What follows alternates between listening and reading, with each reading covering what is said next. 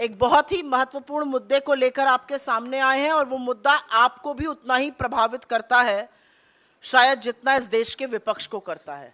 लेकिन बहुत कुछ बोलने से पहले कुछ तथ्य यहां पर बोल देने जरूरी हैं। अभी अभी बजट सेशन की समाप्ति हुई है और हिंदुस्तान की राजनीति में पहली बार, आजाद हिंदुस्तान के 75 साल की राजनीति में पहली बार सत्ता पक्ष ने सदन का अवरोध किया और सत्ता पक्ष ने सदन नहीं चलने दिया और एक संयुक्त विपक्ष ने एक स्वर में इस सरकार को घेरा और एक संयुक्त विपक्ष ने जेपीसी की अडानी महाघोटाले पर बात की।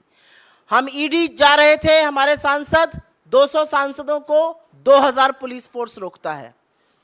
हम संसद में जहां धरना करते हैं वहां पर मार्शल्स आते हैं, हमारे माइक बंद कर दिए जाते हैं और विपक्ष की सबसे मजबूत और प्रखर आवाज को विपक्ष के ही नहीं सदन से ही निष्कासित कर दिया जाता है, एक मैच फिक्स करके, एक रिवर्स इंजीनियरिंग कर कर। राहुल गांधी जी ने 7 फरवरी को सवाल पूछे अडानी पर और उनकी आवाज को बंद करने का काम लगा मोदी सरकार को कि वो कर देगी, लेकिन असलियत यह है कि जब समूचा विपक्ष एक साथ खड़ा होता है तो सरकार बौखला जाती है। राहुल जी के सवालों से यह सरकार बैकफुट पर है और इसीलिए अब हर उस आवाज का दमन करना चाहती है जो खड़े होकर इनसे सवाल पूछेगा।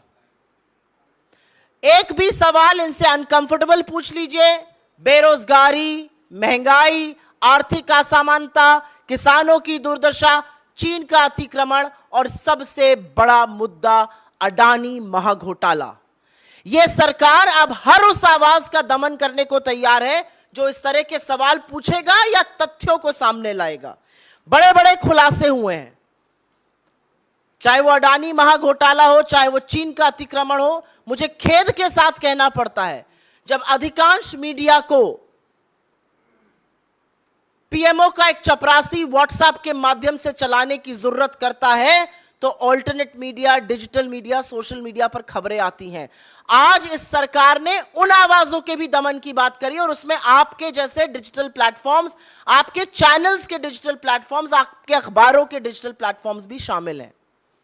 आईटी अमेंडमेंट रूल इस सरकार ने नोटिफाई कर दिया है। यह जनवरी में ड्राफ्ट निकाला गया था और कंसल्टेशन की बात करी गई थी।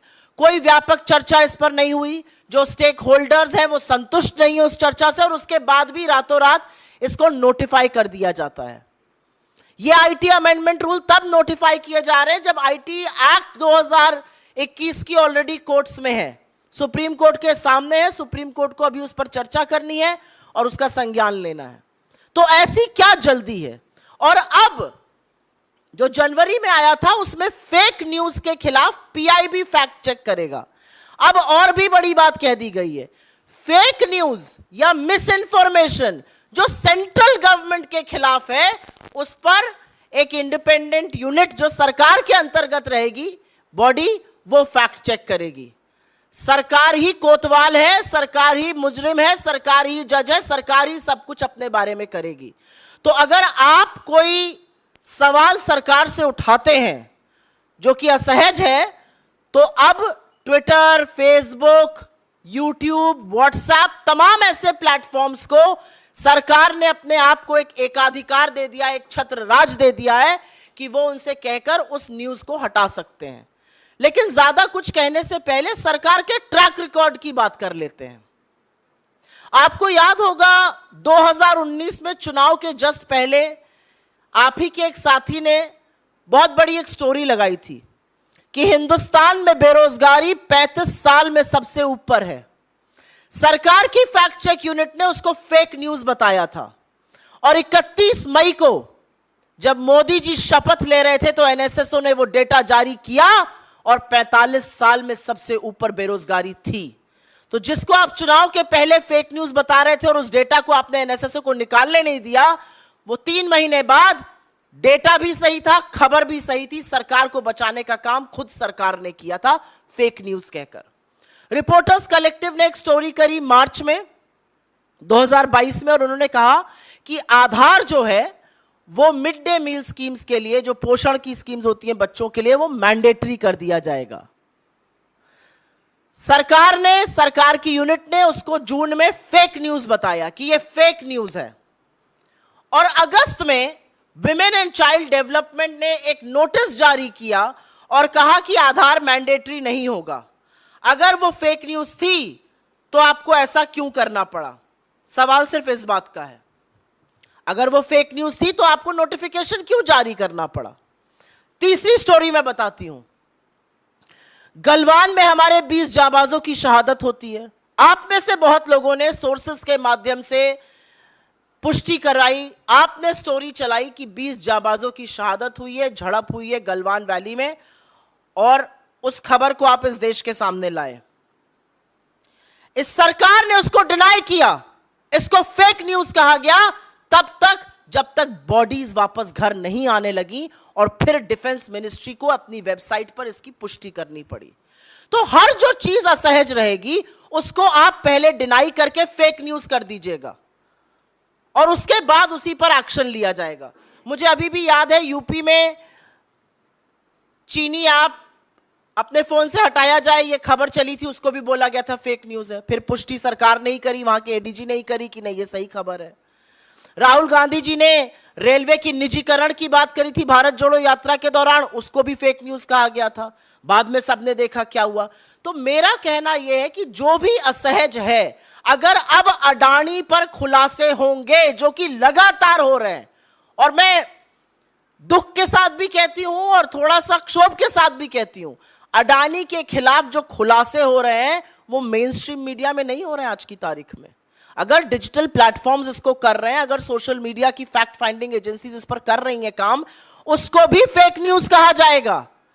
अब हम देश को पूरी तरह से सेंसरशिप पर ले जा रहे हैं, क्योंकि ये जो नोटिफिकेशन है ये सिर्फ और सिर्फ सेंसरशिप है, इसका और कोई भी पर्याय नहीं है। इसका मुझे और कोई समझ में नहीं आता है।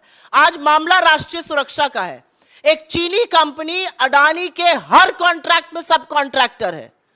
वो दहेज से लेके कांडला, हजीरा, मुंद्रा हर पोर्ट में घुसा हुआ है। उसको भी फेक न्यूज बता देंगे, उसके भी डिफेंस में आ जाएंगे। तो सवाल आज ये है कि क्या विपक्ष की आवाज को दबाते दबाते सरकार अब स्वच्छंद मीडिया, सरकार अब पूरी तरह से सेंसरशिप पर उतर आई है, और यह जरूरी है कहना। और अब ये जो एक बेतुकी बात कही गई, fake news against central government, अगर ऐसा ही है तो सरकार को आईना भी दिखाना चाहिए।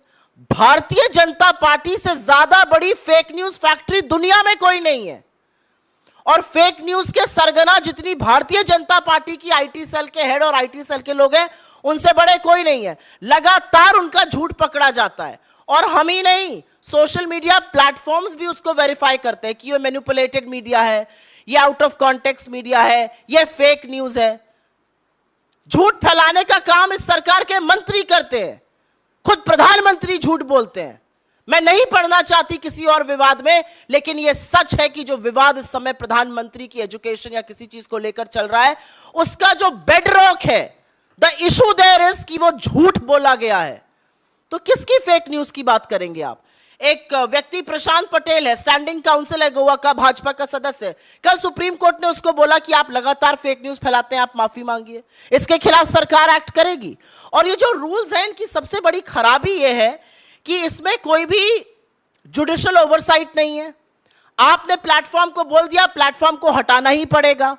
इसमें रेगुलेटरी मैकेनिज्म कोई नहीं है। और एक ये भी सच है कि डिजिटल प्लेटफॉर्म्स ने खुद से आगे बढ़कर एक सेल्फ रेगुलेटरी बॉडी बनाई है, जैसे कि प्रेस काउंसिल ऑफ इंडिया है, जैसे कि एनबीएसए है टीवी चैनल्स के लिए, ऐसी ही एक बॉडी उन्होंने भी बनाई है, self regulatory body. Self regulatory body बनाने की बात फैक्ट चेकर्स के लिए भी चल रही है।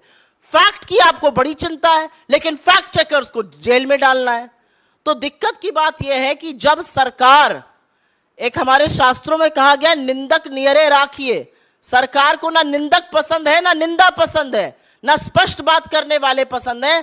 आपको लगता है कि ये सारी चीजें करके आप विपक्ष को या इंडिपेंडेंट मीडिया को या असहज सवालों को दबा दीजिएगा, तो सच छुपाए नहीं छुपता है। ये अपने आप में एक बात है। मुझे ऐसा लगता है कि सरकार की समस्या ही यह है कि कोई सवाल ना पूछे, क्या सरकार यह जवाब दे सकती है कि Bharatiya Janata party 18,000 fake Twitter account को क्यों हैंडल करती है?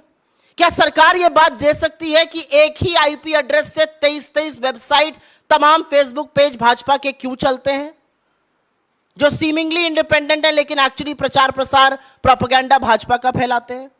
अगर आप फेक न्यूज पर क्रैकडाउन कर रहे हैं तो सबसे पहले तो भारतीय जनता पार्टी के फेक न्यूज तंत्र पर क्रैकडाउन करिए, क्योंकि जो क्रैकडाउन करने का काम ministry of electronics and information technology ने आईटी अमेंडमेंट रूल नोटिफाई करके किया है, वो सिर्फ और सिर्फ इस आशय से किया गया है कि जो लोग सवाल पूछ रहे हैं वो डर के, धमका के उनको घर बिठाया जा सके।